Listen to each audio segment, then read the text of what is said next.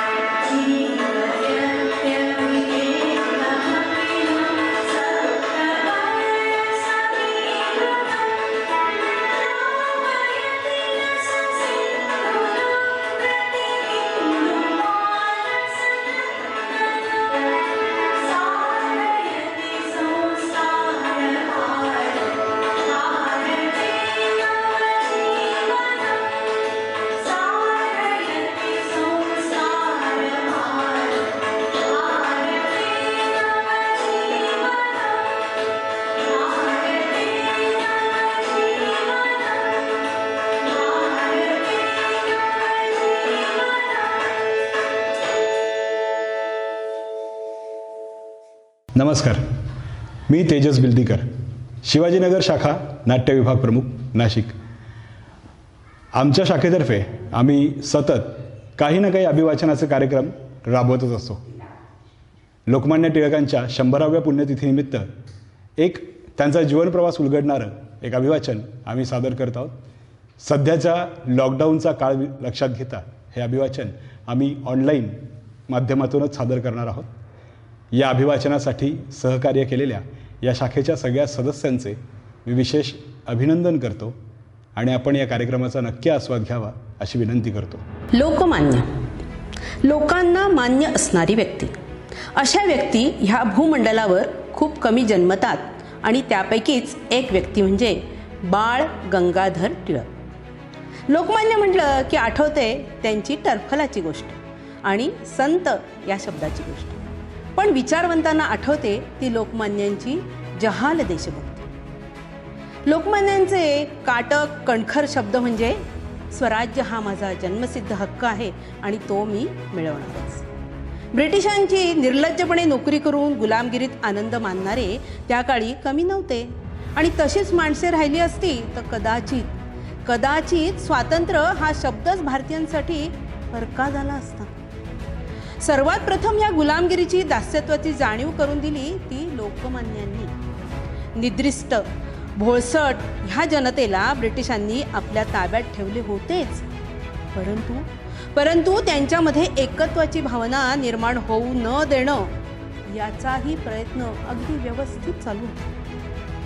लोकमान्यांसारखे काही लोक होते म्हणूनच आज आपण स्वतंत्र भारतात जगत आहोत. भारतीय असंतोषाचे जनक लोकमान्य बाळ गंगाधर टिळक. बाळ गंगाधर टिळक, छोटासा बाळ. गंगाधर आणि पार्वतीबाई या दाम्पत्याच्या पोटी कोकणातील दापोली जवळील चिखली या गावी जन्मलेला एक तेजस्वी बालक. जणू सूर्याच्या उपासनेने प्राप्त झालेलं हे अपत्य. अगदी लहानपणापासून अन्यायाविरुद्ध कशी चीड होती हे आपल्याला त्यांच्या गोष्टीतून माहितीच आहे. काही गोष्टी बरोबर योग्य असताना देखील चुकीच्या का म्हटल्या जातात या प्रश्नाचे उत्तर मिळवण्याचा प्रयत्न बाळ करायचा. एकदा वर्गामध्ये गुरुजी आले, म्हणाले, मुलांनो, संत हा शब्द लिहायचा आहे. लहानल्या बाळाने संत शब्द लिहिला. गुरुजी, माझा लिहून झाला. गुरुजी म्हणाले, बघू. बाळने स आणि त्यानंतर न ला जोडून त असा संत शब्द लिहिला. गुरुजी म्हणाले, अरे, संत हा शब्द असा नसतो. स वरती अनुस्वार आणि नंतर त असा लिहायचा असतो. परंतु छोट्या बाळाच्या दृष्टिकोनातून मात्र त्याने लिहिलेला शब्द बरोबर होता.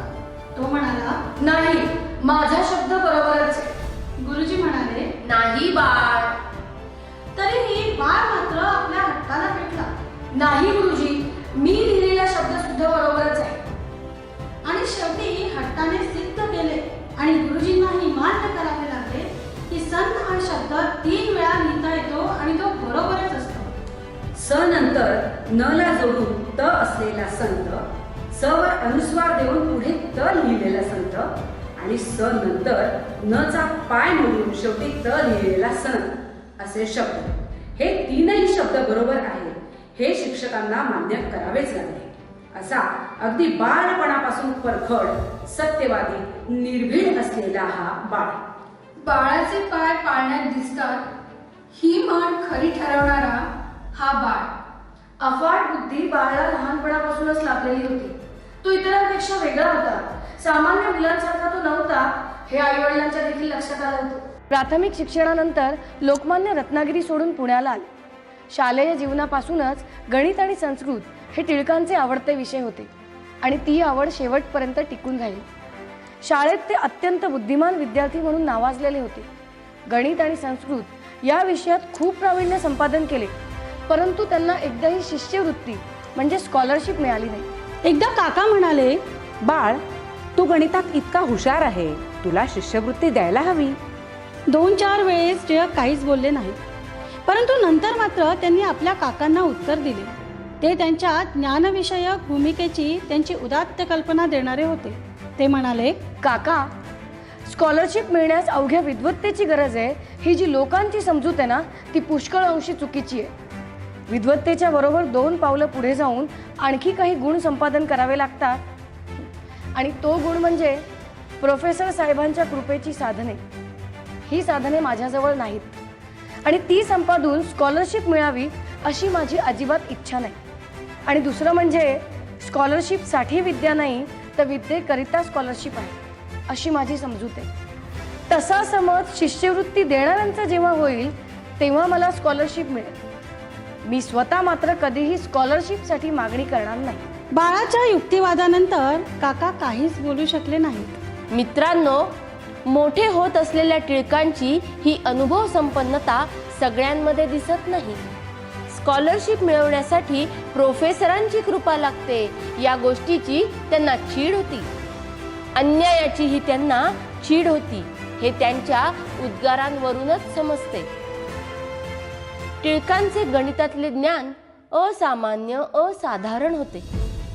अनेक प्राध्यापक हे असे असतात की त्यांनाही काही गोष्टी येत नसत ज्या टिळकांना येत असत.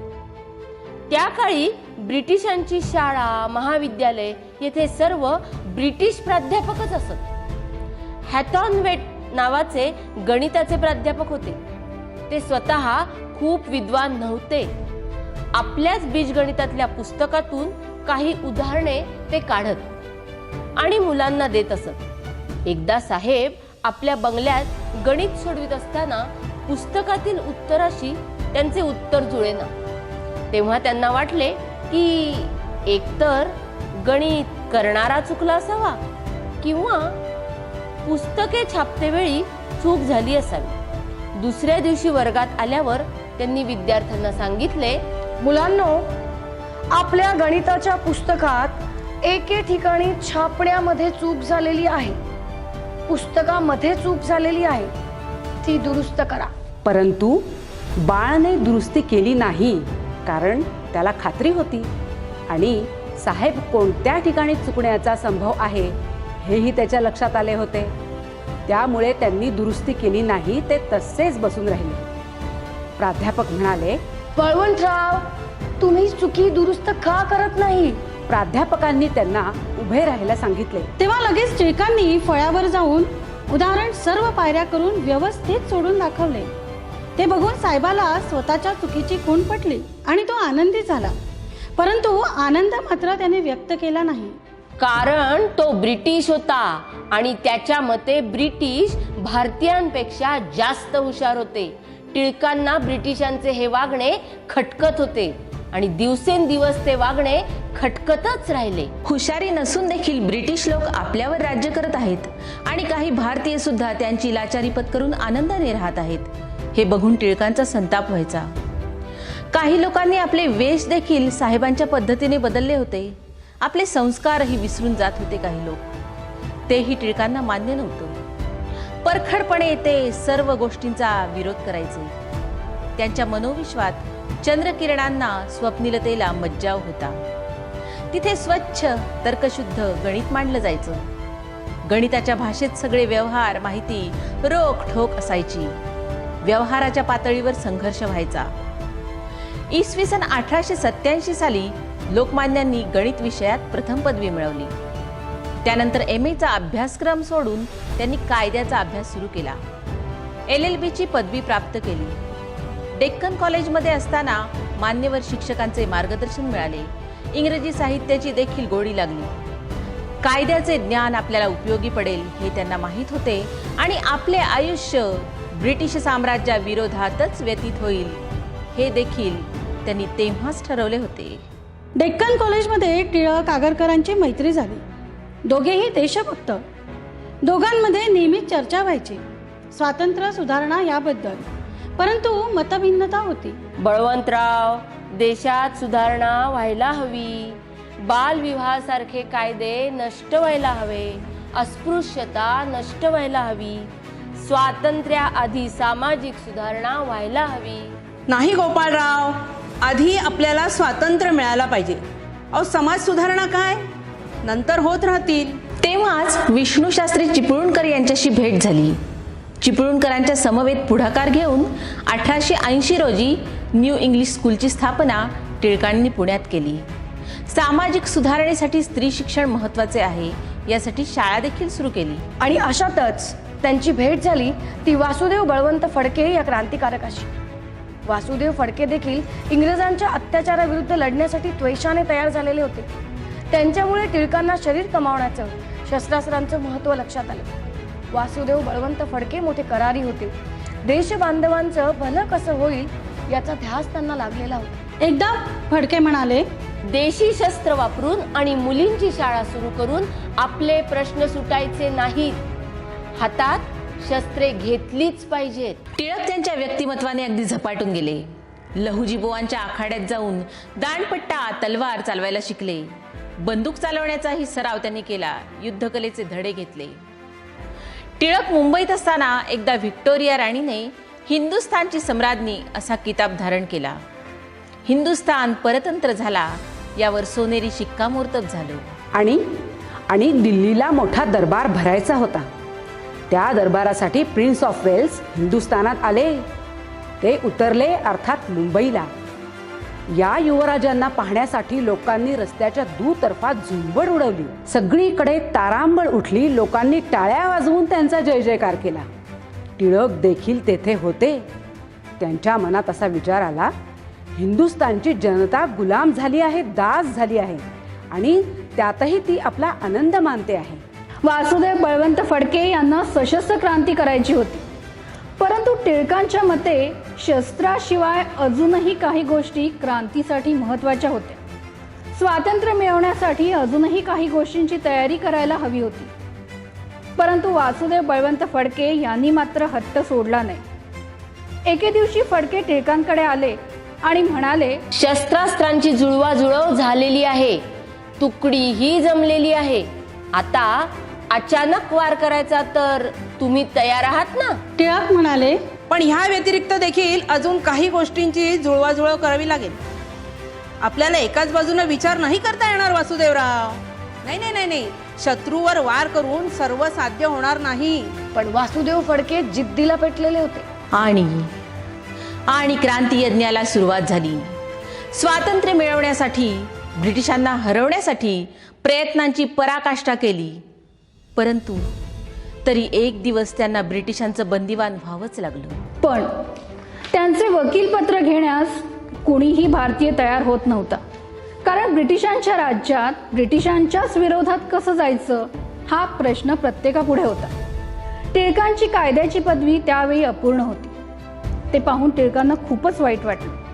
काहीही करून आपण पूर्ण तयारीनिशी ब्रिटिशांच्या विरोधात जायचं हे त्यांनी पक्क ठरवलं. त्यासाठी जुळवाजुळव करण्यास सुरुवात केली. शाळेनंतर त्यांनी पुण्यामध्ये कॉलेजची स्थापना करण्याचंही ठरवलं. इकडे टिळकांच्या काकांना मात्र आपल्या पुतण्याने कुठली तरी नोकरी धरावी, नाहीतर वकिली करावी आणि सुखाचा संसार करावा असं वाटत होतं. कारण त्यांच्या बरोबरीचे सर्व तरुण मार्गी लागले होते, संसाराला लागले होते. टिळकांना मात्र वेगळा मार्ग धरायचा आहे हे त्यांच्या लक्षात येत नव्हते. टिळकांची पत्नी देखील जाणून होती की इतरांप्रमाणे साधा संसार करणारा आपला नवरा नाही. मनातून टिळकांना असं वाटत असे की संसारामुळे आपण बांधले जाऊ. आपल्याला देशभक्तीच्या, स्वातंत्र्याच्या ध्येयामुळे आपण इतरांसारखे संसार कदाचित करू शकणार नाही. त्यामुळे जेव्हा त्यांची पत्नी सत्यभामा हिने ती आई होणार असल्याचं सांगितलं तेव्हा त्यांचे डोळे विस्फारले. आपल्यावरची संसाराची जबाबदारी वाढणार हे त्यांना समजले. ते विचारमग्न झाले आणि स्वतःशीच बोलल्यासारखे म्हणाले की ब्रिटिश लोक म्हणूनच विवाह बंधनात अडकत नाहीत. आपणही खरं म्हणजे त्यांच्यासारख्या व्यक्तींचं अनुकरण करायला हवं. पण आमचे लग्न नानांनी लहानपणीच लावून दिले. सत्यभामा बाईंनी हे ऐकलं आणि त्यांना वाईट वाटलं. मी देशभक्तीसाठी, स्वातंत्र्यासाठी वेगळा मार्ग पत्करला आहे. त्याचे परिणाम तुला जन्मभर भोगावे लागतील. तुला थोड्या गोष्टीत समाधान मानून राहावं लागेल. देशासाठी संसाराला नेहमीच दुय्यम मानणारे असे हे टिळक. त्याचबरोबर निद्रिस्त समाजाला जागृत करण्यासाठी वृत्तपत्र काढायचे असा निर्णय झाला. एकदा एखादे काम देशासाठी करायचे असे म्हटल्यावर टिळकांना थांबलेले अजिबात चालत नाही. छापखान्यासाठी यंत्रसामग्रीविषयी चौकशी झाली. ते विकत आणायचे ठरले. या सगळ्या गोष्टींमध्ये त्यांचा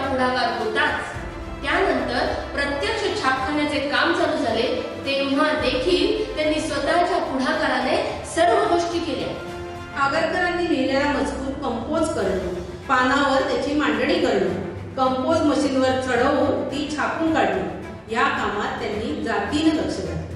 आणि 1881च्या 2 जानेवारीला केसरी हे इंग्रजी भाषेतलं वृत्तपत्र आणि 4 जानेवारीला मराठा हे मराठी भाषेतील वृत्तपत्र प्रसिद्ध झाले. इंग्रजांच्या माहितीसाठी इंग्रजी वृत्तपत्र आणि मराठी लोकांसाठी मराठी वृत्तपत्र वेगळे काढले गेले. ते पोहोचवण्याची सुद्धा व्यवस्था टिळकांनी स्वतःहूनच केली. मिशनऱ्यांप्रमाणे स्वतःला सर्वस्वी कार्याला वाहून घ्यायचं या कल्पनेचा त्यांच्यावर विलक्षण पगडा बसला होता. सर्वांनी मिळून देशासाठी सामाजिक कार्य करावे असे त्यांना वाटत होते. त्यामुळे आगरकर, विष्णू शास्त्री कोणीच त्यांना परके नव्हते. 1857च्या बंडानंतर इंग्रजांनी आपली सत्ता इतकी मजबूत केली होती की तिच्या विरोधात जाणारा देशात कोणी नव्हता. संस्थानिकांची राजवट खालसा करण्याचा प्रयत्न इंग्रजांनी चालवला होता. हे सर्व पाहून टिळकांनी केसरीतून पहिली गर्जना केली ती संस्थानिकांच्या सत्तेच्या समर्पणाविरुद्ध. कोणताही संस्थानिक याविरुद्ध आवाज कसा उठवत नाहीये याचा त्यांना राग आला होता. कोणतीही कारणे सांगून ब्रिटिशांची संस्थाने खालसा करण्याचा जो प्रयत्न चालू होता त्या प्रयत्नांच्या विरुद्ध पहिल्यांदा आवाज उठवला तो केसरीने. आणि टिळक आगरकर यांना पहिल्यांदाच तुरुंगवासाची शिक्षा देखील झाली ते केसरीतून. ब्रिटिशांविरुद्ध प्रथम कोणीतरी जबरदस्त आवाज उठवला यासाठी. टिळक, आगरकर दोघेही तुरुंगात असतानाच त्यांच्या कार्यामुळे त्यांची लोकप्रियता वाढत गेली. तुरुंगातून बाहेर पडल्यावर त्यांच्यावर हार तुऱ्यांचा वर्षाव झाला. त्यांचा सत्कार करण्यात आला. त्यावेळी भाषणात टिळक म्हणाले, आम्ही केलेली सेवा लोकांना पसंत आहे असे दिसते.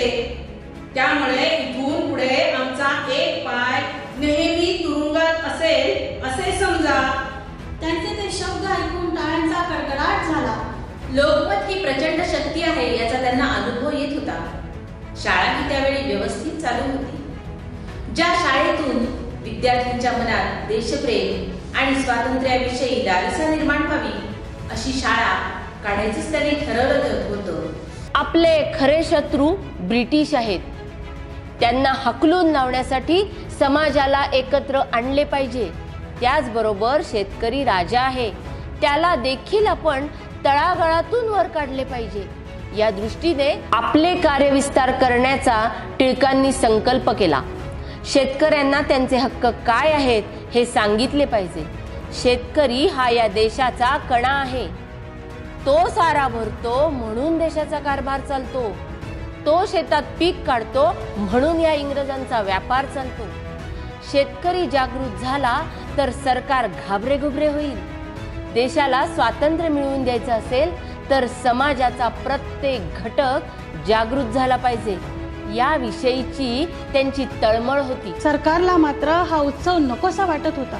त्याच वेळी टिळकांनी रायगडावर प्रथम हा उत्सव करण्याचे योजले. रायगडावरचा उत्साह शिगेला पोहोचला. डफ तुणतुणे घेऊन शाहीर पुढे सरसावले. वीररसाच्या ठिणग्या उडवणारे पोवाडे म्हटले गेले. राष्ट्रीय भावना परत एकदा जिवंत झाली. 1896 साली महाराष्ट्रात फार मोठा दुष्काळ पडला. दयाळू राणीचं सरकार आपल्यासाठी काहीतरी करेल असं त्यांना वाटू लागलं. परंतु ब्रिटिशांना काहीच करता आलं नाही. असंतोषाचा वन्ही पेट घेऊ लागला. केसरीतून परत दुष्काळावरील लेखांचा धडाका चालू झाला. निदान सरकारने साराबंदी तरी करावी अशी मागणी केली गेली. शेतकरी वर्गातील अशिक्षित लोकांचा प्रचंड जमाव झाला. ब्रिटिश सरकार विरुद्धची हिंदुस्थानातली ही पहिली चळवळ. या चळवळीमुळे सरकारचा अत्यंत प्रबळ आणि धोकादायक शत्रू अशी सरकार दरबारी टिळकांच्या नावापुढे नोंद झाली होती. जहाल मतवादी असे टिळक, परखड अशी त्यांची भाषा, परखड अशी त्यांची लेखणी. केसरी मराठातून ब्रिटिशांविरुद्ध आग ओकत होती. त्याचवेळी नामदार गोपाळकृष्ण गोखले यांची मवाळ मतवादी संघटनाही कार्य करत होती. मवाळपणा धरून काहीही होणार नाही, कारण ब्रिटिश ख्रिस्ती मिशनरी यांची ती सवय आहे, तो त्यांचा स्वभाव आहे, हे लोकमान्य टिळकांना पक्के माहीत होते. त्यातच महात्मा गांधी त्यांना भेटायला आले. तुमच्या सहकार्याने एक जाहीर सभा भरवावी असा विचार आहे. गांधीजींच्या एकंदरीतच विचारातून, बोलण्यातून आणि वर्तनातून त्यांची मवाळ विचारसरणी लोकमान्य टिळकांच्या लक्षात आली. मिशनरी लोकांमध्येच हा अतिनम्रपणा दिसून येतो. त्यांच्या वागण्या बोलण्यात अतिनम्रता दिसून येते. म्हणूनच मवाळपणा त्यांना कधीच आवडला नाही. एकीकडे लोक जागृत होत होते आणि त्याच वेळी दुष्काळही पडला. हाहाकार उडाला. पण केसरी आता गावोगावी जाऊ लागला होता. गावोगावच्या बातम्या छापून येऊ लागल्या. त्यामुळे लोकांच्या अडचणी देखील सरकारच्या निदर्शनास आणल्या जात असत. केसरी हे आपले वृत्तपत्र आहे ही लोकांची भावना झाली. लोक हक्काने अडीअडचणी सांगण्यासाठी केसरीच्या कचेरीत जाऊ लागले. टिळक यांच्या घरीही जाऊ लागले. टिळक आपला नेता आहेत. सर्व अडचणी त्यांना सांगाव्या तरच त्या दूर होतील अशी लोकांची खात्री झाली. त्याच वेळी प्लेग या रोगानं भयंकर स्वरूप धारण केलं. माणसं तडकाफडकी मरू लागली. बेवारशी प्रेतं तशीच पडून राहू लागली. प्लेगवर काही उपाय नव्हता. स्वच्छता करणे हाच फक्त प्रतिबंधक उपाय होता. तरीही प्लेगने पुण्यात धुमाकूळ घातला तेव्हा सरकारने उपाययोजना चालू केली. रोग्यांना जबरदस्तीने वेगळे करून कॅम्पमध्ये ठेवण्यास सुरुवात केली. ज्या घरात प्लेगची लागण झाली त्यातील कपडे चीज वस्तू जाळून टाकण्याचा सपाटा चालवला. घराच्या झडत्या चालू झाल्या. सरकारने रँड नावाच्या अत्यंत कडक अधिकाऱ्याची नेमणूक केली. घरे तपासण्याचे काम सांगून गोरे सोजीर वाटेल तसे वागू लागले. लोक त्रस्त झाले, संतप्त झाले, असंतोष वाढू लागला. रँडच्या जुलमाला काही मर्यादा नव्हत्या. आणि इकडे दामोदर हरी चाफेकर आणि त्यांच्या आजूबाजूचे तरुण यांची माथी भडकली. आणि आता गप्प बसून चालणार नाही, काहीतरी केलेच पाहिजे असे त्यांनी ठरवले. त्याच वेळी शिवजयंतीचा उत्सव होता आणि त्या उत्सवामध्ये टिळकांचे जोशपूर्ण भाषण त्यांनी ऐकले. शिवाजी महाराजांनी कारस्थान करून खानाचा वध केला किंवा आपल्या बचावासाठी ऐनवेळी त्याला मारलं, या दोन्हीपैकी एक गोष्ट जरी खरी असली तरी त्यामुळे शिवाजी राजांची योग्यता तसूभरही कमी होत नाही. आणि एखाद्याला मारणं हे ठीक आहे का नाही? चांगल्या कार्यासाठी तर खोटं बोलणं किंवा चोरी करणं ही विकृती आहे असं म्हणता येणार नाही. खोटं बोलल्यामुळे एखाद्या सज्जनांचा प्राण वाचणार असेल तर खोटं बोलणं हे देखील नीतीला धरून आहे.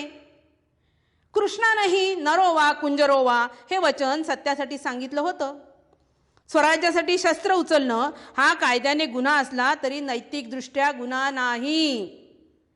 जे स्वातंत्र्य जुलमाने अन्यायाने ब्रिटिशांनी आपल्याकडून काढून हिसकावून घेतलं आहे ते परत मिळवण्यासाठी हाती शस्त्र धरणं हे देखील गैर नाही. सन्मान मार्गाने न्याय मिळाला तर उत्तम, पण तो मिळत नसेल तर अन्य मार्गाचा उपयोग करावाच लागतो. टिळकांनी अगदी जोशपूर्ण आवाजात या गोष्टी सांगितल्या.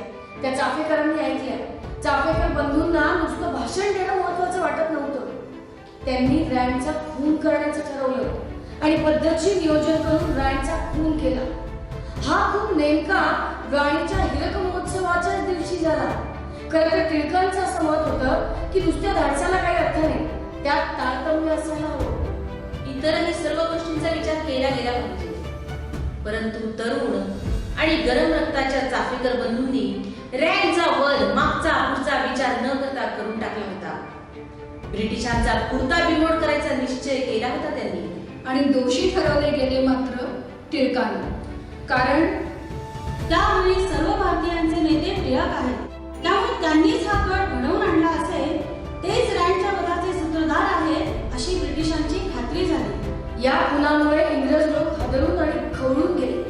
पुण्यातल्या या हुजूर ब्राह्मणांनी कट करून खून घडवून आणला असावा अशी त्यांची खात्री होती.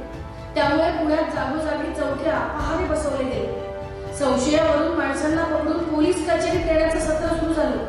माणसं गर्भगणित झाली, दडपशाही चालू झाली. अशा वेळी टिळकांनी आपल्या केसरी आणि मराठामधून जळजळीत लेख लिहिला. सरकारचे डोके ठिकाणावर आहे काय? पिसाळलेल्या हत्तीप्रमाणे सरकारची कृती आहे.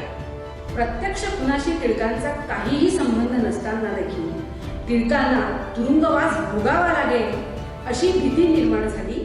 तेव्हा टिळक म्हणाले की जरी माझा या खुनाशी प्रत्यक्ष संबंध नसला तरी आपण धैर्यानं हक्कासाठी भांडलं पाहिजे असे लोकांना शिकवण्याचा माझा प्रयत्न आहे आणि हेच माझे जीवित कार्य आहे. त्यासाठी तुरुंगात जाण्याची माझी तयारी आहे. तुरुंगवासाचं मला काहीच भय वाटत नाही. ब्रायनच्या मृत्यूनंतर गुन्ह्याचा तपास लागत नव्हता. त्यावेळी ब्रुईट नावाचा एक हुशार पोलीस अधिकारी गुन्ह्याचा तपास करण्यासाठी नेमला गेला. हा मुद्दाम टिळकांच्या भेटीसाठी आला. त्यावेळी अगदी निर्भीडपणे संवाद साधून टिळक म्हणाले, खुनी कोण आहे याची मला माहिती नाही आणि सगळ्या पुण्यानं मिळून हा खून केलेला नाही. ज्या माणसानं पुणेकरांवर अन्याय अत्याचार केले त्याचा लोकांना राग येणारच, परंतु त्याच्या खुनासाठी सर्व गुन्हेगार नाहीत. ब्रिटिशांना अभिमान आहे आणि भारतीयांना नसावा काय? असा निर्भीड प्रश्न त्यांना विचारला. तरीही टिळकांना पकडण्याचं वॉरंट जारी करण्यात आलं आणि त्यानंतर त्यांची लोकप्रियता वाढतच गेली. इकडे चाफेकर बंधू नाही पकडण्यात आले तरीही टिळकांना सोडले नव्हते. टिळक परत राजकारणात भाग घेणार नाही असा कबुली जवाब लिहून घेतल्यानंतर टिळकांना सोडले जावे असा सरकारचा हेतू होता. एका कागदावर टिळकांनी सही करावी मग त्यांना सोडले जाईल असे सांगण्यात आले. तेव्हा टिळक म्हणाले, माझ्याजवळ देखील एक कागद आहे. हिंदुस्थानला स्वातंत्र्य दिलं असं त्या कागदावर लिहिलं आहे. त्या कागदावर व्हिक्टोरिया राणीनं सही करावी म्हणजे मी जन्मभर राजकारणाचा संन्यास घ्यायला तयार आहे. असे निर्भीड होते टिळक. टिळक 6 वर्ष मंडालेच्या तुरुंगात शिक्षा भोगण्यासाठी गेले. तिथे त्यांनी गीता रहस्य नावाचा ग्रंथ लिहून काढला. अनेक वर्ष त्यांनी भगवद्गीतेवर चिंतन केलं होतं. गीता ही हिंदू समाजाचे स्फूर्तिस्थान होते आणि आजही आहे. गीतेवर हात ठेवून कायदे कोर्टात हिंदू लोक जबानी देत होते. गीता हातात घेऊन दामोदर चाफेकर निर्भयपणे फासावर चढला होता. सृष्टीच्या मुळाशी काय आहे? परमात्मा आत्मा यांचं नातं कोणतं? आत्म्याला मुक्ती कशी मिळते? नीती अनिती म्हणजे नेमकं काय? हे सर्व प्रश्न टिळकांना जीवनात वेळोवेळी पडत होते. त्याची उत्तरे शोधण्यासाठीच त्यांनी भगवद्गीतेचा आधार घेतला होता आणि त्याचबरोबर पाश्चात्य ग्रंथांचाही अभ्यास केला होता. आणि त्यावरूनच त्यांना समजले होते की भगवद्गीतेत या सर्व प्रश्नांची जितकी समाधानकारक उत्तरं दिलेली आहेत तितकी अन्य कुठेच नाहीत. म्हणूनच त्यांनी भगवद्गीतेचा अर्थ ग्रंथ रूपाने मांडायचे ठरवले होते आणि गीता रहस्य हा जगप्रसिद्ध ग्रंथ निर्माण झाला. लॉर्ड कर्झन मोगल बादशाप्रमाणे हिंदुस्थानात सत्ताधीश झाला होता. ब्रिटिश साम्राज्याच्या सत्तेचा, सामर्थ्याचा, वैभवाचा दिमाग दाखवण्यासाठी त्याने दिल्लीला दरबारही भरवला. भव्य संचालने झाली. मोठ्यांना मानमरातब, मुलांना पोटभर अन्न आणि वस्त्रेही देण्यात आली. खर्च हिंदी लोकांचा झाला हे वाचून टिळकांच्या तळपायाची आग मस्तकात गेली. त्यांनी बंगालची फाळणी जाहीर केली. त्यामुळे प्रक्षोभ उसळला. उग्र आंदोलने झाली. स्वदेशी, बहिष्कार, राष्ट्रीय शिक्षण, स्वराज्य या चतुसूत्रीचा टिळकांनी पुरस्कार केला. फाळणी विरोधी चळवळ उग्र होत होती. त्यातच सुरत येथे भरलेल्या राष्ट्रीय अधिवेशनात जहाल आणि मवाळ यांच्यात फूट पडली. त्यातच प्लेगचा दुसरा फेरा पुण्यात आला. टिळकांचा मुलगा विश्वनाथाचा मृत्यू झाला. परंतु दुःख करण्यासाठी टिळकांना वेळच नव्हता, कारण संपूर्ण राष्ट्र हे त्यांचे कुटुंब होते. टिळकांचे ब्रिटिशांच्या विरोधात केसरी आणि मराठा यामधून शब्दशस्त्र चालवणे चालू होते. देशाचे दुर्दैव हा लेख टिळकांनी लिहिल्यामुळे टिळकांवर राजद्रोहाचा आरोप करण्यात आला. त्यावरच्या उत्तरात टिळक काय म्हणाले हे अगदी समजून घेण्यासारखे आहे. ते म्हणाले, माझ्या देशात माझ्याच बांधवांना सुख समाधान मिळावं म्हणून मी त्यांच्या बाजूनं उभा आहे. याला तुम्ही राजद्रोह म्हणाल काय? मग देशभक्ती काय असते? राजद्रोह म्हणजे काय? वर्तमानपत्राच्या स्वातंत्र्याच्या मर्यादा कोणत्या? अधिकार कोणते? अनेक व्यापक प्रश्नांचा उहापोह केला गेला. त्यांचे त्यावेळचे भाषण हे ऐकण्यासारखे आहे. एका बाजूला वरिष्ठ लोकशाही आणि दुसऱ्या बाजूला लोक असा हा झगडा चाललेला आहे. या झगड्यात मी मदतीची अपेक्षा करतो आहे. ती कोणा एका व्यक्तीसाठी, माझ्यासाठी नव्हे, तर हिंदुस्थान देशासाठी. मी तर आयुष्याच्या उतरणीला लागलेलो आहे, परंतु देशाची भावी पिढी तुमच्या निर्णयाकडे पाहणार आहे. हा निर्णय हिंदुस्थानातील स्वातंत्र्याच्या इतिहासात संस्मरणीय ठरणार आहे. माझ्या स्वातंत्र्यापेक्षा, तुरुंगवासातील माझ्या हाल अपेष्टांपेक्षा मी केलेलं कार्य हे अधिक भरभराटीस यावं असाही परमेश्वराचा संकेत असेल. 19व्या शतकाच्या अखेरीच्या दशकात समाजात जागृती होऊ लागली. वर्तमानपत्रांनी लोकांना आपल्या दुरवस्थेची, ब्रिटिशांच्या अन्याय अत्याचाराची जाणीव करून दिली. एकीकडे राष्ट्रीयत्वाची भावना आकार घेत होती, तर दुसऱ्या बाजूला जाती जमातीमध्ये भेद उफाळून वर येऊ लागले. हिंदू मुसलमान यांच्यातला भेद वाढतच राहिला. मुंबईमध्ये सर्व धर्माचे लोक राहत होते. आणि तिथेच वातावरण तंग झाले. कधी मशिदीजवळ मंदिरातील घंटानाद होई. अशा वेळी मुसलमान बिथरू लागले, तर गोवधाची बातमी ऐकून हिंदू बिथरू लागले. खूप मोठा दंगा पेटला आणि अशा परिस्थितीत ब्रिटिशांनी मुसलमानांची बाजू घेतली. टिळक अस्वस्थ होऊ लागले. आपल्याला काहीतरी करायला हवं. जनतेला मजबूत बनवायला हवं. भारतात हिंदूंना अभय द्यायला हवं.